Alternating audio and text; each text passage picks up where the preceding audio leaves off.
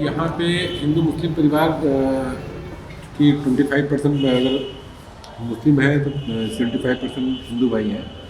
लेकिन यहाँ पे जो लोग रहते हैं हिंदू मुस्लिम में, कभी किसी तरह का कोई वाद विवाद नहीं रहता, आपसी प्यार मोहब्बत से रहते हैं। जब भी कोई बाहर के लोग आते हैं या बाहर के लोगों को रहता है तभी किसी तरह की डिस्टर्बेंस होती है, अदरवाइज यहाँ पे सब बहुत अच्छे से रहते हैं। ये जो गंगा जमनी तहजीब का शहर है, यहाँ पे हिंदू मुस्लिम शुरू से ही एकता बना करके रहते चले आए हैं। ये पूरी दुनिया के लिए एक मिसाल है कि यहाँ पे जो लोग रहते हैं बहुत सुकून शांति से रहते हैं और अच्छे से रहते हैं। जब तक बाहर के लोग नहीं आते तब तक यहाँ किसी तरह की डिस्टर्बेंस का माहौल नहीं आता।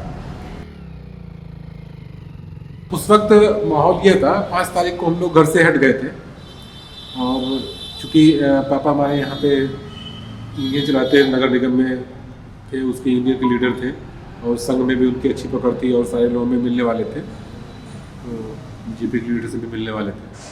तो उन्होंने बताया कि ऐसा है कि इस वक्त माहौल सही नहीं लग रहा है, बच्चों को हटा दीजिए।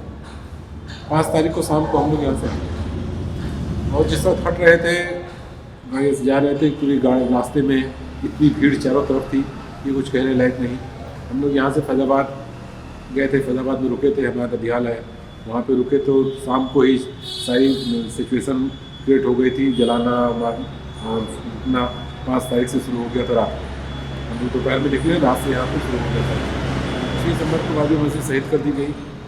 उस वक्त एक अलग तरह से अफरी तफरी का माहौल था, पूरा शहर गमगीन था और हर किसी के यहाँ, चूँकि जितने मुस्लिम भाई थे उनके यहाँ गम का माहौल था कि बहुत बड़ी घटना घटी और कई मुस्लिमों को मार दिया गया था। अयोध्या के जितने भी मकानात थे मुस्लिमों के सब जला दिए गए थे, सबको ख़त्म कर दिया गया था।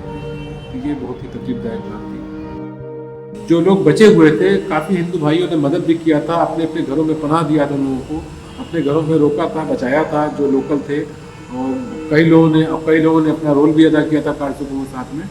तो जिसकी जिसकी मानसिकता जैसी थी,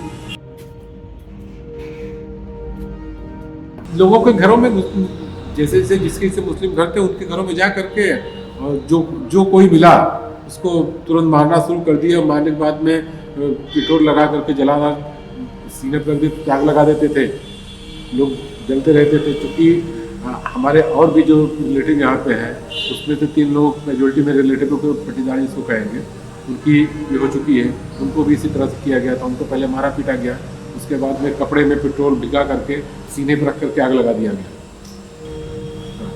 घरों के जितने सामान थे जला के घर के बाहर पूरा जला दिया गया, घर को तोड़ दिया गया, घर में पूरी मिट्टी तेल पेट्रोल से जला दिया गया था। वो बहुत बुरा मंजर था और मालिक न करे कभी ऐसा मंजर दोबारा अयोध्या वालों को देखना पड़े।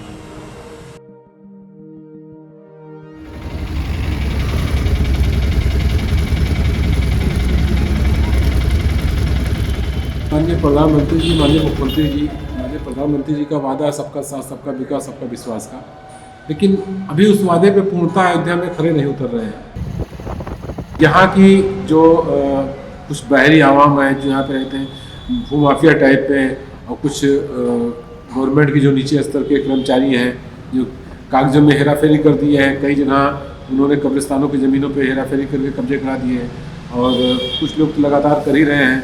कहीं कब्रिस्तान की ज़मीन, कहीं मस्जिद की ज़मीन पे हर दिन कब्जे हो रहे हैं, मकबरा की ज़मीन, इमामबाड़ा की ज़मीनों पे लगातार कब्जे हो रहे हैं। तो ये तकलीफदायक बात है क्योंकि एक फैसला आ गया, लोगों ने दिल पे पत्थर रख के एक्सेप्ट कर लिया, ठीक है कोई मसला नहीं, ठीक है ख़त्म हो गया, अब सुकून चाहते हैं। लेकिन उसके बाद भी जो कहते हो स्थिति बनी हुई है, वो तो 70 साल में मुकदमा लड़ करके ले लिए, लेकिन यहाँ तो हर दिन कब्जा करते हैं, हर दिन लेते रहते हैं, हर दिन एक विवाद की स्थिति बनी रहती है। तो इसके लिए मैंने माननीय प्रधानमंत्री जी को और मुख्यमंत्री जी को एक पत्र भी लिखा कि हाँ इसकी देखरेख करें, कम से कम जो विकास कार्य हो रहे हैं इसी में हमारे भी धार्मिक स्थल विकास कार्य है, जो भूमाफिया टाइप के लोग हैं इन पे अंकुश लगाए जाए। तो इसके लिए मैंने गुहार लगाई है, मांग किया है, पत्र भेजा है, देखते क्या कार्रवाई होती है।